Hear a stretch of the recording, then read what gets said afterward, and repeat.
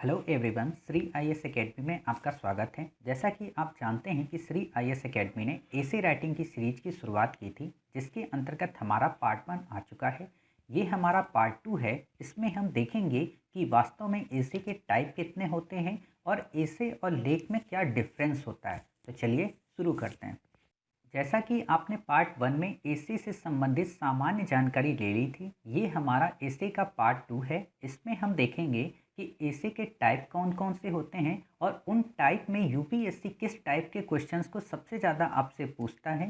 साथ ही ये देखेंगे कि एसे और लेख के मध्य क्या डिफरेंस है। तो आपको पता है कि एसे के टाइप हमारी हेडिंग। वैसे आप में से कई सारे लोगों को ये पता होना चाहिए कि एसे का कोई एक निश्चित टाइप नहीं होता। जैसे कि हमने देखा था कि एसे से संबंधित कोई एक निश्चित परिभाषा नहीं है और वैसे ही एसे से संबंधित कोई निश्चित टाइप नहीं होता।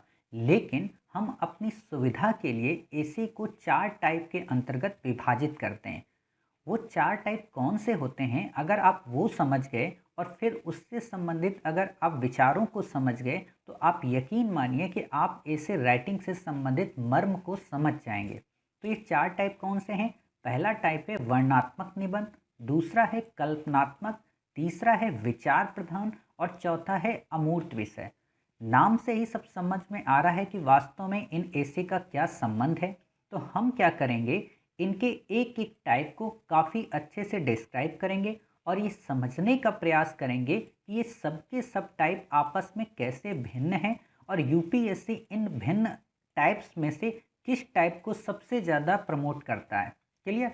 तो देखते हैं। आपको पता हो वैसे ये जो वर्णनात्मक, कल्पनात्मक या विचार प्रधान या अमूर्त निबंध हैं, इनको हमने इसी सीक्वेंस में लगाया है जिस सीक्वेंस में आपने एसे राइटिंग की शुरुआत की थी। बचपन से लेकर अभी तक आप जिस स्टेज पे पहुँचे हो, वहाँ तक की ये अंतिम जानकारी देते हैं चारों टाइप। आपने जब जीवन में पहली बार एसे राइटिंग की थी तो वो वर्णनात्मक था, फिर आपने कल्पनात्मक की ओर बढ़े और फिर विचार प्रधान, और वर्तमान में आप अमूर्त विषय पे ज़्यादा लेखन करने का प्रयत्न करते हैं। क्लियर? तो हम देखते हैं कि वो कौन से टाइप हैं। पहला हमारा टाइप है वर्णनात्मक निबंध। आखिरकार वर्णनात्मक निबंध होता क्या है? तो आपको याद होगा अपनी स्कूलिंग लाइफ के बारे में कि आपको निबंध दे दिया जाता था कि आप दीपावली पे लिखिए, आप ईद पर लिखिए, आप दशहरे पे लिखिए, आप क्रिसमस पे लिखिए या फिर आप गुरु पर्व पे लिखिए। तो आपको एक सामान्य जानकारी बस पता हो, उससे संबंधित आपको उसके फीचर पता हो और आप अपना ऐसे गढ़ लेते थे। और सबसे इंटरेस्टिंग ऐसे जो आप में से कईयों ने लिखा होगा अपनी लाइफ में, वो है गाय पर या किसी जानवर पर, कि गाय के 4 पैर होते हैं, एक पूंछ होती है, 2 आँखें होती हैं, 2 कान होते हैं, ऐसे आप लिखते थे। तो ऐसे टाइप के ऐसे को हम वर्णनात्मक ऐसे की संज्ञा देते हैं। इसमें ना तो विश्लेषण होता है और ना ही कल्पना की प्रधानता की ज़रूरत होती है। कल्पना की प्रधानता का मतलब ये होता है कि आपको इमेजिन करना पड़ता है कि अच्छा, क्या गाय के 4 पैर होते हैं? तो आप इमेजिन नहीं करते हो क्योंकि आपने देखा होता है कि हाँ, गाय के 4 पैर होते हैं, और उसी बेस पे आप तथ्यात्मक रूप से अपनी विशेषताओं को, अपनी विषय वस्तु को लिख देते हो। इसे कहा जाता है वर्णनात्मक।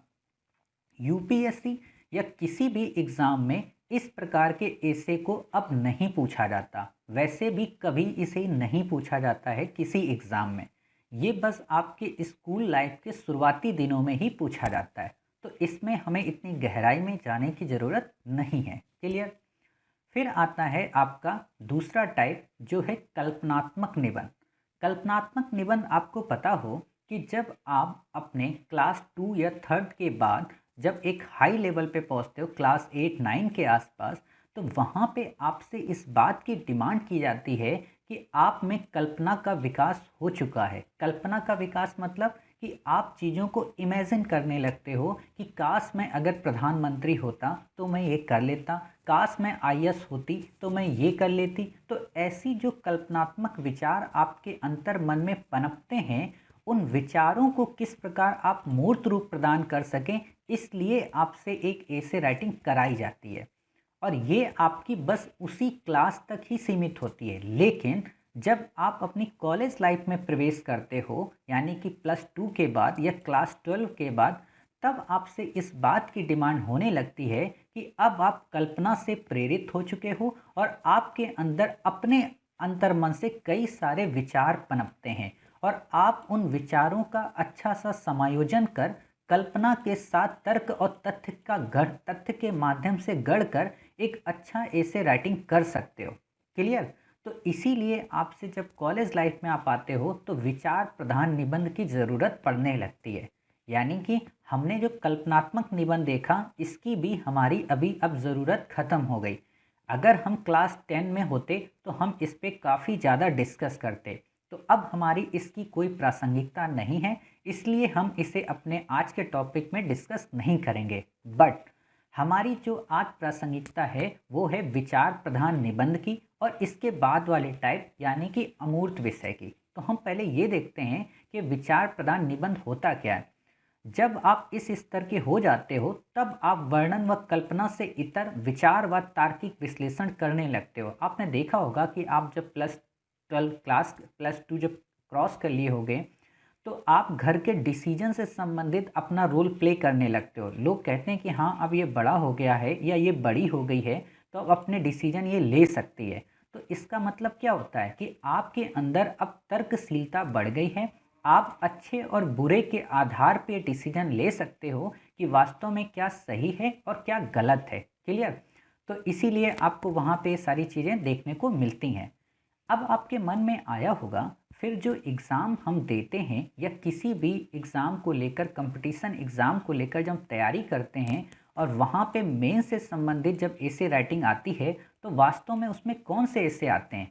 तो आप ये 100% श्योर रहिए कि ना तो उसमें वर्णनात्मक आता है ना ही उसमें कल्पना प्रधान आता है। उसमें अगर ऐसे आते हैं तो या तो विचार प्रधान होते हैं और या फिर आपसे अमूर्त विषयों पे पूछा जाता है। अब आपके मन में आया होगा कि वास्तव में ये अमूर्त क्या है, तो इससे हम अपने टॉपिक में आगे देखेंगे। अभी हम सिर्फ विचार प्रधान को समझते हैं। आप सोच रहे होंगे कि वास्तव में विचार प्रधान इससे कैसा होता है। तो हमने इसके लिए कई सारे एग्जाम्पल लिए हैं। एक एग्जाम्पल हमने लिया है जो यूपीएससी के प्रीवियस पेपर में आ चुका है और साथ ही अभी हाल ही में जो यूपीएससी का पेपर हुआ है उसमें कैसा क्वेश्चन पूछा गया विचार प्रधान से संबंधित, इन दो को हमने लिया है और आपको समझाने का प्रयास करेंगे कि वास्तव में विचार प्रधान होता क्या है। जैसे ये एग्जाम्पल है, पुरुष असफल हो गए हैं, महिलाओं ने नेतृत्व संभाला है। अब आप इस पे सोच सकते हो कि क्या पुरुष सच में असफल हो गए हैं, क्या महिलाएं सच में नेतृत्व संभाल पाई हैं।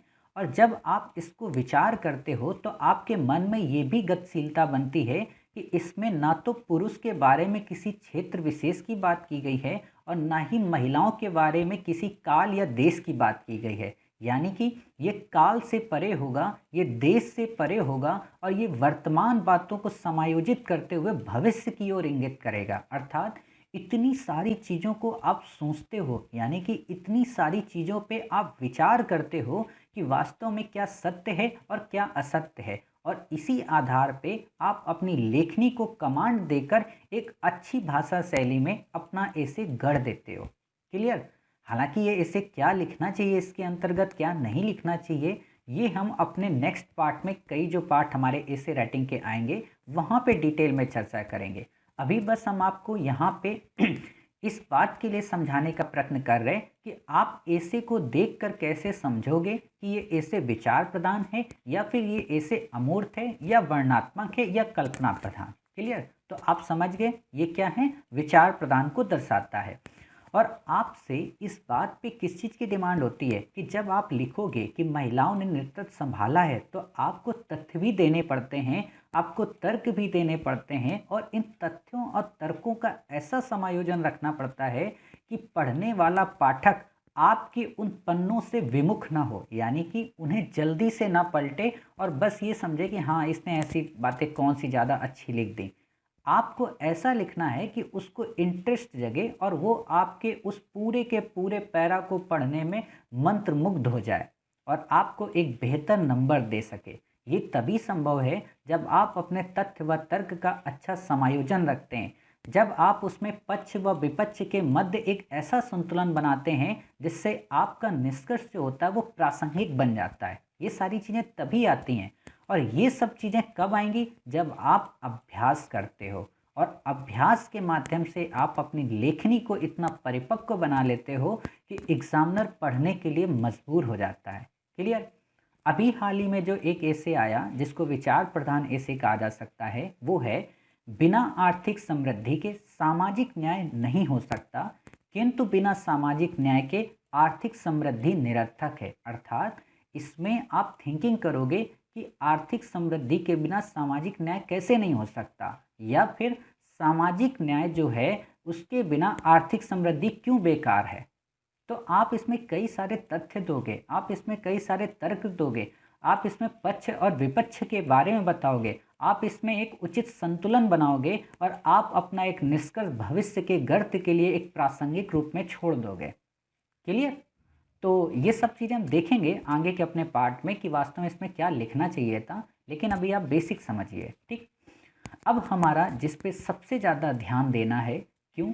क्योंकि इस बार के यूपीएससी का जो एसे आया उसमें आप ये मान कर चलिए कम से कम एक जो पार्ट था उसमें जो 4 एसे थे वो सबके सब विचार अमूर्त विषय थे।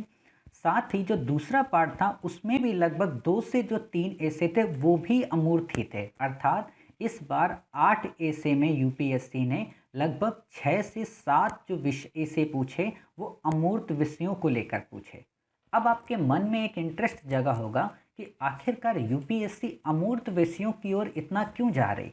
अर्थात अमूर्त विषय के माध्यम से यूपीएससी एक एस्पायरेंट के अंदर से वो कौन सी चीज़ों को जानने का प्रयत्न करना चाहती है जो एक यूपीएससी एस्पायरेंट में होना अनिवार्य है।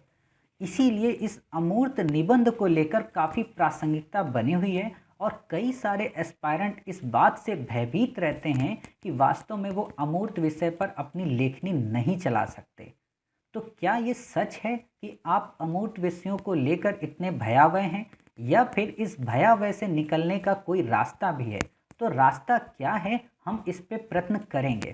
क्लियर? तो आपको जैसे पता है कि अमूर्त विषय क्या होता है। अमूर्त विषय का मतलब होता है कि किसी में किसी भी प्रकार की आपको कोई ऐसा छोर या कोई ऐसी डोर न मिले जिस बेस पर आप अपनी कहानी गढ़ सकें।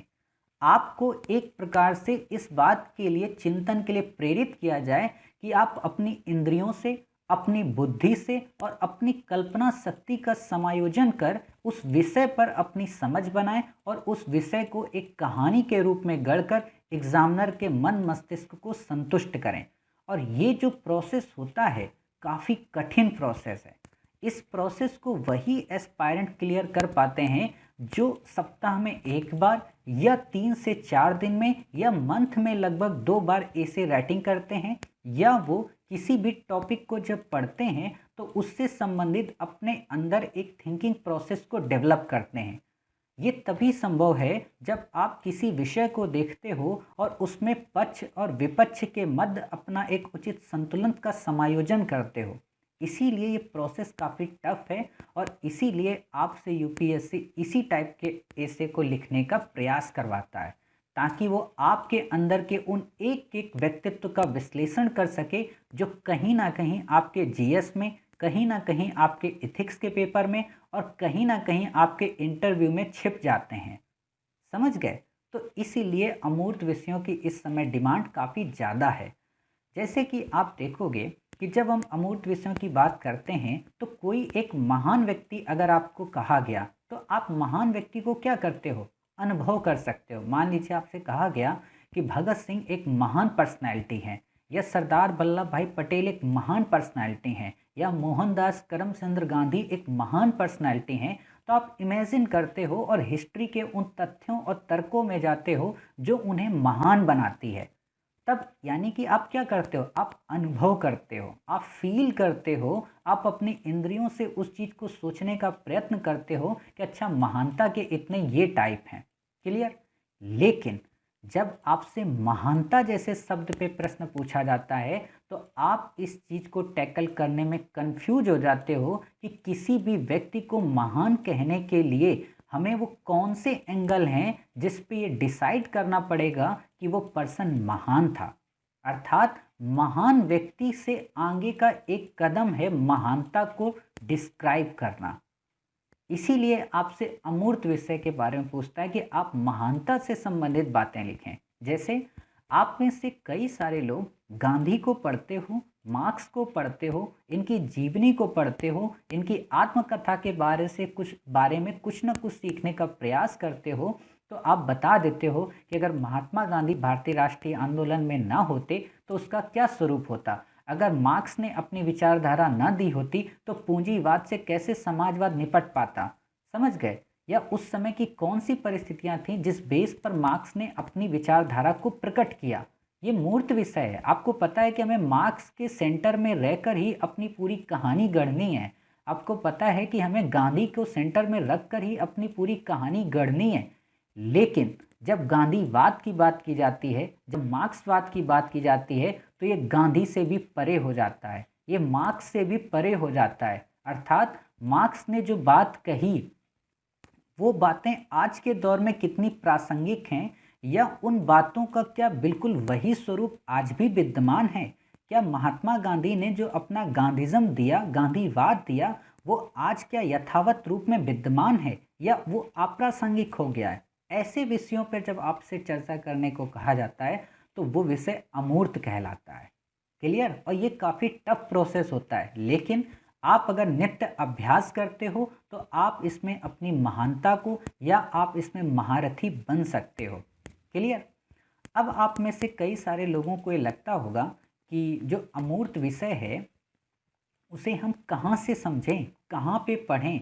तो बेसिकली ये क्या होता है, ये हमारे सामान्य जीवन की जो घटनाएं हैं तथा तथ्य हैं उनसे डायरेक्ट नहीं जुड़े होते हैं, लेकिन ये आपके चरम स्तर की तर्क की क्षमता, विश्लेषण की क्षमता और कल्पना संबंधी क्षमताओं को दर्शाने का प्रयत्न करते हैं। जैसे अब की बार एक ऐसे आया कि सरलतम क्या है, आपको पता होना चाहिए ना, क्या ऐसे है, ये ऐसे है आपका सरलता चरम परिष्करण है। सरलता चरम परिष्करण है। अब आप इसमें क्या लिख सकते हैं, यानी कि आपने एक हमेशा कोटेशन सुना होगा, सिंपल लिविंग हाई थिंकिंग, सादा जीवन उच्च विचार, ये उसी का एक अगला चरण है। अब अगर आपको ये पता है कि सादा जीवन उच्च विचार क्यों इस चीज़ की बात की जाती है, क्यों जो साधु संत हैं वो सिंपल लिविंग और हाई थिंकिंग की बात करते हैं, क्यों जो देश के महान स्कॉलर्स हैं वो सिंपल लिविंग और हाई थिंकिंग में रहते हैं, वो ज़्यादा सजावटी, ज़्यादा बनावटी और ज़्यादा दिखावटीपन नहीं करते हैं, तो ये आप सोच ही तो सकते हो, आप इसमें कल्पना ही तो कर सकते हो, आप तथ्यों और तर्क के माध्यम से अपनी बात की पुष्टि ही तो कर सकते हो। जैसे एक अब की बार पूछा गया कि मनुष्य होने और मानव बनने के बीच का लंबा सफ़र ही जीवन है। मनुष्य तो सभी होते हैं, लेकिन वो मानव कब बन पाते हैं, इसी चीज़ का तो सफ़र है जीवन। तो कहने का मतलब ये क्या है, मनुष्य से लेकर मानव की बनने तक की वो प्रक्रिया, अर्थात मनुष्य एक बालक है तो मानव उसका परिपक्व अवस्था। अब ये जब चीज़ें आपको पता होती हैं और जब आप इनको इनकोड करते हो तो ये आपकी तर्कशीलता को दर्शाती है, आपके अंदर अनुभव के उस विचार को दर्शाती हैं, आपके अंदर सोचने की उस क्षमता को दर्शाती हैं, जिसके बेस पर आपके व्यक्तित्व का निर्माण होता है। क्योंकि इन विषयों पर एक आम इंसान या साधारण पर्सन नहीं सोचता। या तो कोई पर्सन जो आध्यात्मिक होगा वही इन चीज़ों को सोचेगा, या तो फिर कोई स्कॉलर होगा वही सोचेगा, या फिर कोई नीति निर्माता होगा। जब आप ऐसी चीज़ें सोचते हो तो आपसे ये उम्मीद की जाती है कि इन फ्यूचर जब आप देश की सेवा करोगे तो आप देश को बाहर निकालने का हर संभव प्रयत्न करोगे, बड़ी से बड़ी मुश्किल से। क्लियर? यानी कि आप भविष्य दृष्टा होगे, आप भविष्य के हिसाब से अपनी पॉलिसीज़ का निर्माण करोगे। इसीलिए आपको अमूर्त विषयों पर लेखन करने के लिए दिया जाता है। क्लियर? फिर आप देखोगे कि जब हम अमूर्त विषय की बात करते हैं, जैसा मैंने आपको बताया कि इसीलिए आपको इन सब चीज़ों की बात की जाती है, अभ्यास चाहिए। आपसे यूपीएससी दो बेस पे ऐसे पूछती है, जैसा कि मैंने आपको बताया था कि एक पार्ट में या तो विचार प्रधान होते हैं और दूसरे पार्ट में आपके अमूर्त होते हैं। विचार प्रधान बेसिकली आपके जीएस से जुड़े होते हैं, जैसे मैंने अभी आपको आर्थिक समृद्धि के बारे में बताया। तो अगर आप इकोनॉमी को, एडिटोरियल को, कई सारे न्यूज़पेपर्स को अगर आप कवर करते हैं तो आप उसको लिख सकते हैं लेकिन आपसे जब अमूर्त विषयों की बात करता है तो आप इसमें तथ्य और तर्क और कल्पना और विचार का ही समायोजन कर अच्छा ऐसे राइटिंग कर सकते हैं। समझ रहे? यानी कि इस समय जो सबसे ज़्यादा वेटेज है वो अमूर्त विषयों का है। क्यों? क्योंकि जीएस तो सबको पता है। जीएस के बारे में तो सभी जो तथ्य डालेंगे वो सही ही डालेंगे और सब अपनी कॉपीराइट करने लगते हैं। बट अमूर्त विषय में सबके विचार अलग होते हैं, सबकी सोचने की क्षमता अलग होती है, सबकी कल्पनाशीलता अलग होती है और सबके अंदर पूर्वाग्रह का अलग अलग समायोजन होता है, जिस बेस पे वो कैंडिडेट्स को अलग अलग डिसाइड कर लेते हैं कि हाँ ये कैंडिडेट इस लेवल का है तो इसको इस नंबर का अंक देना चाहिए। क्लियर? तो आप देखोगे चिंतन व लेखन में दोनों को परखा जाता है। मैंने आपको ये बता दिया कि ऐसे का क्या है। तो इस तरीके से आपने ये देखा कि वास्तव में अमूर्त विषय की कितनी महत्ता है यूपीएससी के एग्ज़ाम को लेकर। हम कई सारे एसेस को टैकल करेंगे, आप बिल्कुल भी चिंतित मत हों। और यकीन मानिए कि जब आप मेंस में एसे राइटिंग कर रहे होंगे उस वक्त तक अगर आप मेरे साथ एक एसे राइटिंग करते हो तो आप इतने परिपक्व हो जाओगे कि आप अमूर्त विषयों से संबंधित एसे को हवा में लिख दोगे। क्लियर? हवा में लिख देने का मतलब, ये वर्ड मैंने काफ़ी एक्सट्रीम बोल दिया है, लेकिन इसका मतलब ये नहीं है कि आप हवा में नहीं लिख पाओगे। इसके लिए आपको उतनी ही एक्सट्रीम मेहनत की ज़रूरत पड़ेगी और आप अगर उतनी एक्सट्रीम मेहनत कर सकते हैं तो आप यकीन मानिए जो ऐसे अब की बार लोगों को लग रहा है काफ़ी टफ आया है वो आपको हवा में ही लगेगा। क्लियर? चलिए, अब हमारा जो नेक्स्ट पार्ट है जिस पे हमें चर्चा करनी है आज की, वो है निबंध और लेख के मध्य क्या अंतर है।